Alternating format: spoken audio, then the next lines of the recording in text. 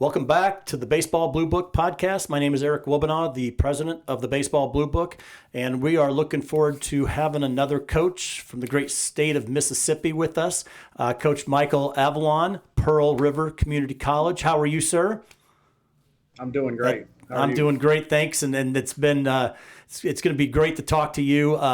You guys have done a lot of great things at Pearl River, and I'm getting to know the state of Mississippi and the community college level of baseball. And I'll tell you what, I knew baseball was good in Mississippi, but reading some of the statistics and the people that have come through that great state, it's been really impressive. And I think the fans of the show are going to be just as impressed to hear the story. But before we begin, Coach, I want to make sure I encourage everybody to subscribe to the channel. It helps us out. It helps me with what people want to hear. This is all about you guys, giving you guys the information about some great schools all across the country, learning about the coach, kind of their philosophy, their background. And we're going to get right into that. We're going to get into Coach Avalon's journey to coaching Pearl River. And so why don't we start with that? You can start at the beginning and kind of walk your way all the way through to where you are today. Well, awesome. Well, looking forward to it. And, born and raised in Jackson, Mississippi. Grew up, my dad was a basketball coach growing up. Funny thing that I tell people, that I didn't actually start playing baseball until I was 12 years old. So I grew up on the basketball court, following him to practice and basketball games. And, had a dream of playing in the NBA one day with the name of Michael. So that didn't work out for me. But I went to a small school in Jackson, St. Joe, and was, played all three sports all the way through junior high, which was football, basketball, and baseball. And then going into my ninth grade year, my dad had actually made the move to Forest Hill High School in Jackson, which was at the time was probably the second largest public school in the state of Mississippi. And he had been there a couple years. We stayed at Jackson St. Joe. And then literally 8 hours or 12 hours before my freshman year of high school, he came home and said, "Son, you're going to Forest Hill tomorrow." And so I went from a class of 36 to a class of like 466. Wow. So, my eyes were awakened the next day just to the the magnitude of the school and the size. And it was, definitely a different experience. At that time, I realized it was time for me to focus on one sport. So I chose the game of baseball.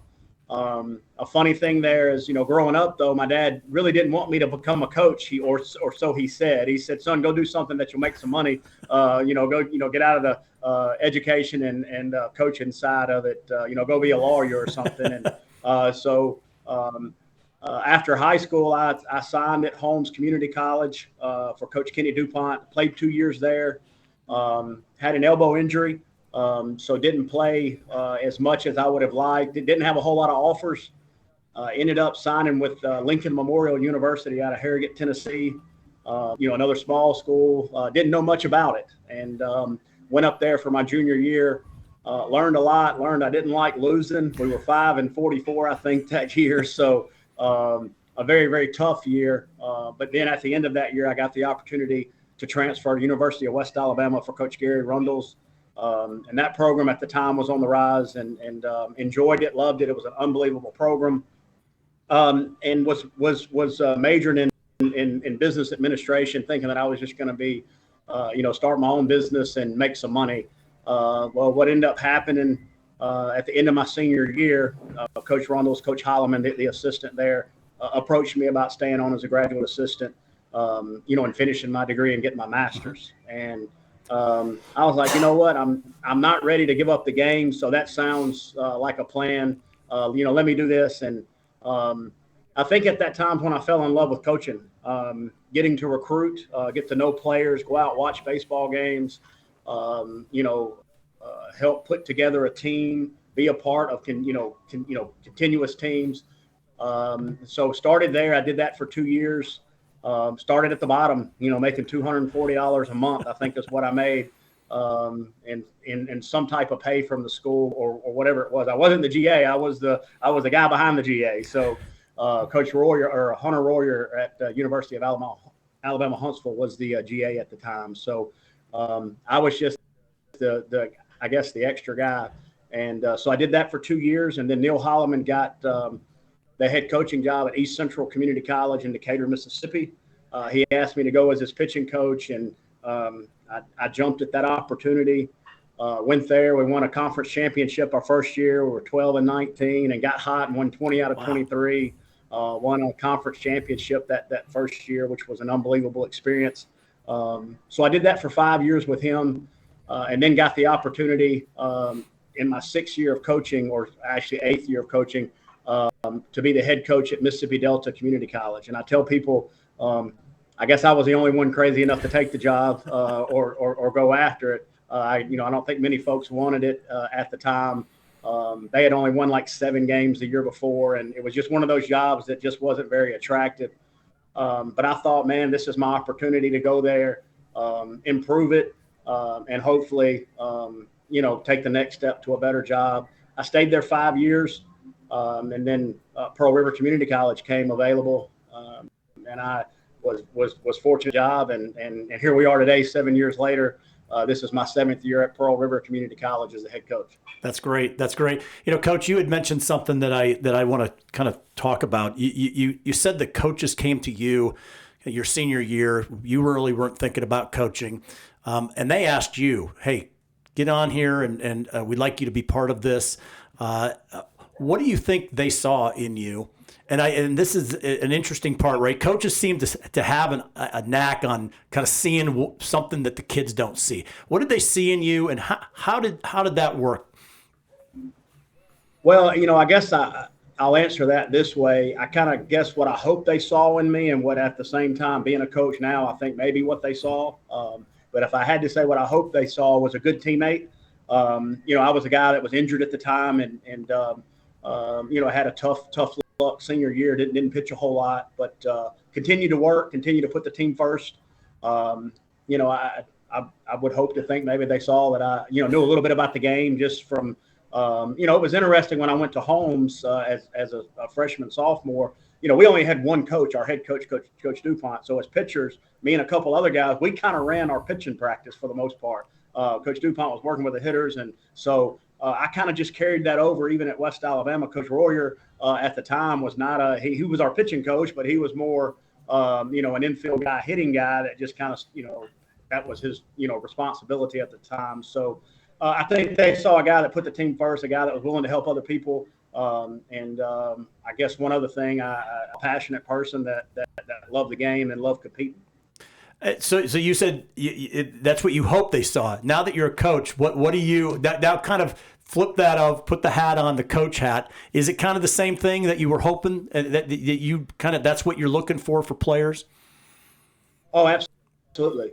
You're looking for the guy that doesn't complain, the guy that when you're in a close ball game late in the game, he's locked in. He's one of the first guys out of the dugout to pick the pitcher up or pat somebody on the butt. Also the guy that leads, and I think we can both agree that great coaches are pretty good leaders. And so when you look across a team, now I do. I've got a young man with me right now, Shamar Page, that I just hired recently that played for me a couple years ago. The reason I hired him was simply because of that. He was one of the best leaders that I coach. Not the most outgoing, not the loudest guy, but people respected him because of his work ethic, the way he went about his business, very professional. The guy that everybody seemed to like, and I think that's more of a respect than like. So those are the things that I still look for when I look for a guy that I want to add to our staff, is a guy that's just going to be a grinder. He's going to work. He loves the game. He has some passion. He has energy. He wants to help others, and he's invested. People ask me to this day, Coach, what's your strength? And I tell them this, I think appreciation is my strength. I can say that at West Alabama during my senior year. That's something they definitely saw. I'd come from Lincoln Memorial, where we were not very good. It was a tough year, and I was so thankful to be a part of a program that was run first class, that winning mattered, and we did it the right way. Our priorities with faith, family, baseball, yourself were there.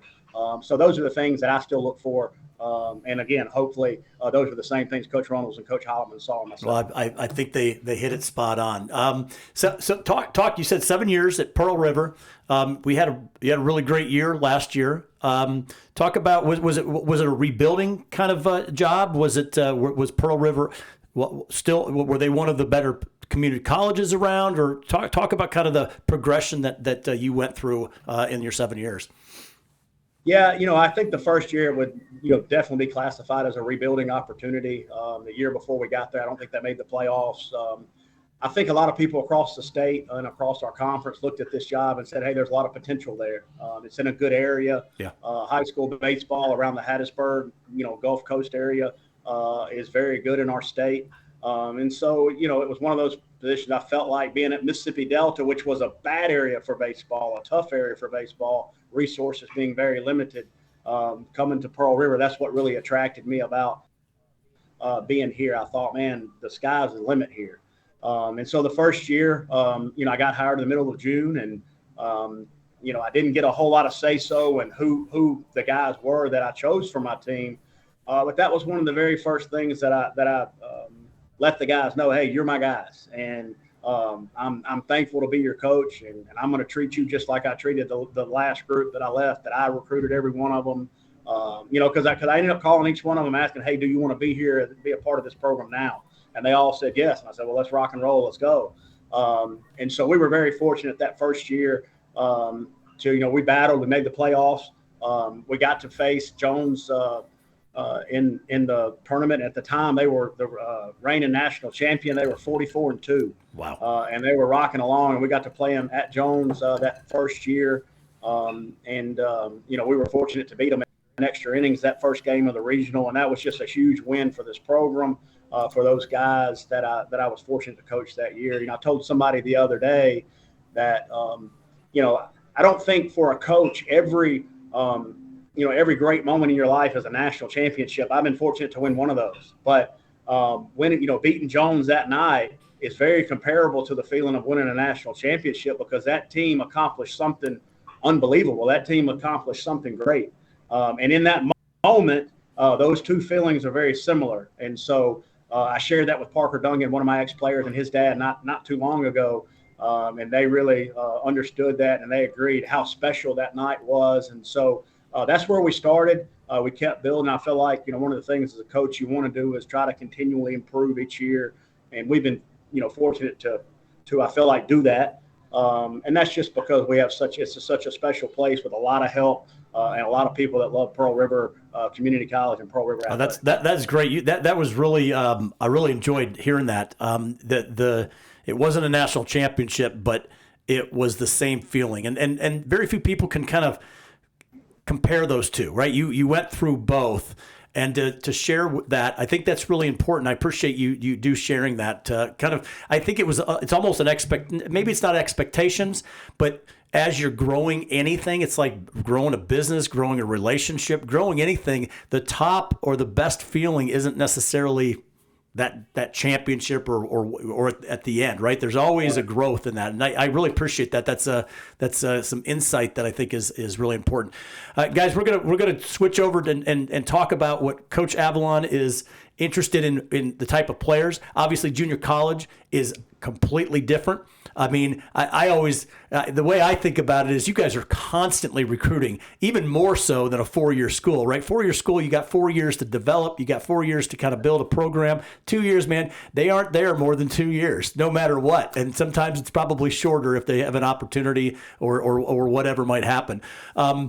But again, please subscribe to the channel. It helps us out, guys. Share this out. It's out on Twitter. We're trying to promote the programs, and we're real excited about having Coach Michael Avalon with us on the program, Pearl River Community College. So, Coach, talk about what you're looking for. You built this program. It's taken 7 years. I love what you said. It's never you're never done growing. You're always trying to improve.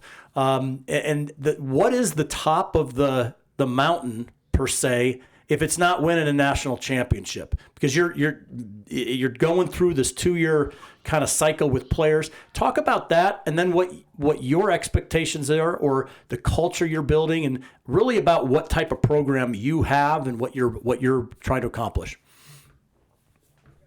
Yeah, when you speak of recruiting, junior college is something that I really like.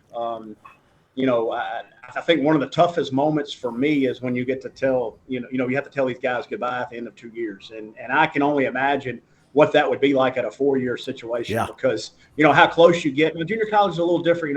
We live on campus. I have a house on campus. They live in the dorm. So I tell people this is the closest relationship you have with a coach in all your years of baseball will probably be at the junior college level, because we check curfews, we check grades, we are very involved in their day-to-day lives. It's not where we're dealing with 21 and 22-year-olds. We're dealing with young men that are 18, 19, and we're trying to help mature into young men. That's something that's very special to me, that relationship. But as far as the recruiting part, what we look for, it can be cliche to some folks, and it's easy to say that, hey, we want really good players that are really good people. A lot of coaches say that. And that is something that we as coaches, we do believe. And I would hope when you look at the type of players that we have that have come through our program over 7 years, that people would say, hey, they are really, really good baseball players. They won a lot. But academically, our academics are very high. Knock on wood, we haven't had any major instances off the field because we are dealing, I tell people, we are dealing with 18 and 19-year-olds. So, and they're young men, and they're, away from home for the first time. But that is something that when we sit down, this is how I tell it to recruits, when I meet with them and their family. I want to coach those guys when practice is over at 5:30. I don't want to worry about what's going on in the dorm. I want to know that, hey, they're making good decisions. They're doing right things. And so throughout our recruiting process, that's what we target. We want good players to go after some very good players, some of the best in the country, I feel like. But we do pass on guys that don't fit our mold, that don't fit, some people call it a DNA, that don't fit what we want. And so we are fortunate to be picky. At other places, I haven't been as picky because I had to kind of I got to take what I can get. Right. But here we want the guy that understands that we're going to push him. We're going to have high demands for him in the classroom. We're going to have high demands for his work ethic. We want him to learn how to work extra. We want him to be, I tell them in this, we want you to be a good student, a good baseball player, a good son, a good boyfriend, a good husband one day. And so those are all things that we preach, during the recruiting process. Another thing that I mentioned to every recruit is that you've got to be able to handle expectation. Winning is expected here. I tell them that, if we don't win, my administration is not going to be happy with me, and I understand that's what they expect, and I'm thankful for that. I've been in some other places where maybe winning wasn't a priority, but here there is the expectation across our campus that we want to make sure that we work to be the best. Now, I'm thankful that they also help us and they give us the resources to do things like that. So, but I do mention that to all recruits and their families that, hey, you're coming into a place where it's expected, because I think, when there is that expectation, players can handle that, and some players can't. So, as you mentioned, our culture, I have to go back. I mentioned my dad being a basketball coach. One of your friends, Coach Topic, and him actually coached together for a year, I believe, or traded places. I think maybe my dad helped Coach Topic, when he was getting into basketball coaching. I don't think he knew a whole lot about that. But, I stole something from him when he coached that we use today. And if anybody asks me, hey, what's your culture? I would say these are the pillars of our culture, and that's the acronym SOAP, SOAP. SOAP stands for success equals organization, attitude, and pride.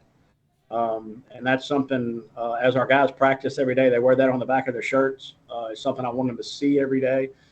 He was coaching, asked me at a young age, he said, son, what's the toughest part of SOAP? What's the toughest part? Is it success? Is it organization? Is it your attitude? Is it pride? And I said, being a young kid, I said, Dad, it's got to be the toughest things to win. That's the ultimate, is to be successful. He said, no, son, the toughest thing to do is to have pride in everything that you do. That's good.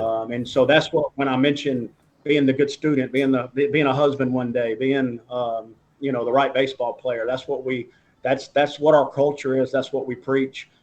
Again, they're not perfect. We're not perfect, and we understand that. But success, organization, attitude, and pride, that's always going to be the pillars of our culture here at Pearl River. That's great. When you're looking, obviously, when you're asking kids and their parents and having that recruiting time and the conversation, what are some things that you really can spot? Kind of we talk about what you just talked about. That's more difficult than it is to do, right? It's easy to say, it's right. Harder to do, which makes good coaches, which makes good programs, good recruiting people. What with that, what are some advice? You've seen a lot of kids, you've seen the best, and you've seen some challenges. What's the best advice that you could give to these kids, that what they can focus on when they're in the junior high school years? Yeah, that's a really good question, and several things crossed my mind when you asked that. And I kind of chuckle at this because I think this is a lost art, and that's called communication. That's one of the first things I would challenge players with is learn how to communicate. I think social media has made that more difficult. Text messaging has made that so difficult. I still consider myself a young coach, but I guess I'm getting older as we go, I still like to talk on the phone. I still like to have a conversation, and it's amazing how tough that is for some young men to do these days. So that's one thing that's very important to me. Text messaging, great. Obviously, I use that as a college coach, but I like to pick up that phone and call you, or have you come over and meet in the office and communicate. The way you play the game, that's also something that is changing, and I've had to adapt to that myself. The celebrations and all the stuff that baseball involves now, and there's so many little rules that have changed about the game and how it's played. But when I go to the ballpark, I still want to see a kid that loves to play the game of baseball. That's one thing I reminded my guys of not too long ago, is that, man, you want to walk out, I want to see you love being at practice. This is going to be gone before you know it. It seems like, I got 4 years left. No, that's a blink of an eye. That'll be gone before you ever realize it. And so when we walk up to a field, we want to see you play hard. We want to see you be respectful. We want to see you be a good teammate. We want to see you run the bases hard. We want to see you pitch and compete. Also, me personally, I don't want to see you show up anybody. I want to see you compete, and definitely want to see emotion, but positive emotion and the right emotion towards your teammates, towards your team. Those are, how you talk. I mean, one of the things that I always watch is how players respond to their parents. When I go meet a kid and he smarts off with his folks, or is very short and choppy with them, that's a red flag sometimes to me. How are they going to respect me as their coach? Because when they're living on campus, I'm not their dad in any fashion, but I am their caretaker at the time. And how are they going to respect discipline from us? And so that's a few things that kind of run through my mind, when you mention that. But the biggest thing is how they play the game. Obviously, we want talented guys. We want to see that they have the tools that we're looking for. But we want to see you love it. We want to see you play with passion and energy, emotion, but also do that. That's great. Way. No, appreciate that, Coach. That's great advice. The communication thing, we are old. We did not grow up texting. I think that's the difference. I text all the time, but we didn't start that way, right? So communication really is. I even don't like this as much as I do doing it live. I just a side note, a couple of years ago at ABCA is when I kicked this whole thing off. I brought my equipment to the ABCA and I had 10 live stream interviews. And my gosh, I went back to the video and it's not the same. It's just, there's something about being in front of them, talking, live. There's something about that. And I don't think that's ever going to change, to be honest with you. The other thing that you talked about is kind of seeing them and being at the game, how they respond, how they play the game. Where do you see this? Do you go to high school games? Do you go to showcases? Do you go to camps? Where will players find you and your staff taking a look at players for potential opportunities at your school? Right. Yeah. All of the above. We are very, proactive when it comes to recruiting. We're going to work at it. We're going to work hard at it. Showcases for us are a great way to identify players, guys that we need to see. And not to say we won't offer somebody out of a showcase, but we still want to see you play the game. And if at all possible, we're going to identify you at one of our showcases, or we go to Mississippi State showcases, LSU showcases, South Alabama showcases, because they have, the number Southern Miss. There are so many people, hundreds of guys that come to these showcases at a time. So we're always there. But you may see 4 ground balls, you may see 8 swings, you may see 10 pitches. And sometimes in those 10 pitches, you can see enough, especially with the pitching side of it in the state of Mississippi. Pitchers are our easiest as far as identifying, hey, arm strength, stuff is good, body's good. But especially, middle infielders, catchers, center fielders, we want to see you play the game. And so we use our showcases as ways to just identify players. And then we're going to say, all right, we need to go see this guy play, get his schedule, find out when he's playing, go watch him against a good team. And then sometimes we'll invite guys to our camp too. We have hitting camps. That's one of the best tools for us, is seeing guy on 4 times in a month or seeing him just one time. Because that relationship is where we get to find out what type of person he is, what type of player he is, what type of family he comes from. And so all those tools are very valuable for us. But the biggest thing is we will always be, we want to come watch you play the game live. And we use video. I mean, people send us video, and that's a good tool. Video is the toughest for me because I want to see it. And it seems like, man, the video make you look good or can make you not look as good sometimes. So, but I think going to see players and live and play the game, that's where you get a real good feel, much authentic feel for them than say on a video. Or absolutely, that's awesome. So what's the season look like for you? What's the team?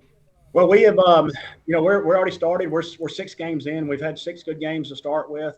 We actually go again tomorrow. So we've got a really good group. I was surprised at the beginning of the year. We have a sophomore showcase. Our conference does. And when I got a call about that, I knew last year was such a special year that I really hadn't put a whole lot of thought into this year. And this was right before our school was about to start in August. And he asked me, well, how many guys do you have? And I said, well, I wouldn't think we'd have that many. And then I looked at my roster and, we had 21 sophomores, which was a large number for us, actually the largest number we've had. So we're very fortunate to have another experienced group, guys that got a chance to go to Indiana, Oklahoma and play in the World Series, that won a World Series. So we're very excited about them. The biggest kicker, and this is what I learned so much about last year. And again, this is cliche. This is what you hear a lot of people say, but I learned last year there's a lot of truth to it. The most special teams are going to be the closest teams. They're going to be the ones that have the closest bond. You hear the term brotherhood, you hear the term family used. Man, that was so true last year with our team that we had. They were so close. They were such a special group. Obviously, winning a national championship, I could tell you, I don't know that I'll ever coach a group as close as that group.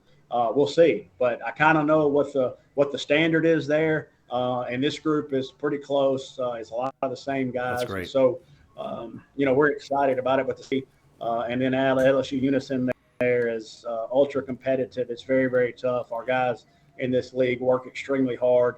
We all know each other. I think that's what adds to the just a big time competition. These guys grow up playing against each other. So baseball in Mississippi, in my opinion, is just a little different than a lot of places, just how hard it's played. Yeah. And so you never know in this league, but we're looking forward to it. Our season is here. I love this time of year because it's just a lot of fun. That's great. Great, Coach. It's been a lot of fun getting to know you, learning about your program. Love the things that you're bringing up, the communication, these players, the way that they play the game, being able to see them in person, live. This is great information. Guys, make sure you check out Pearl River. Check out the YouTube channel. We've got a lot of great coaches, and we're hitting the whole state of Mississippi. I've got a whole bunch of these lined up. You're right, Coach. You guys all know each other. I mean, everybody's talking about each other. They're talking about the games already. They're talking about who they want to beat this year. This has been a lot of fun, and I appreciate the opportunity to talk to you, sir. Thank you. Awesome, man. Appreciate what you do for our game and for our athletes. It's, it doesn't go unnoticed, and thank you for what you do. Thank you, sir.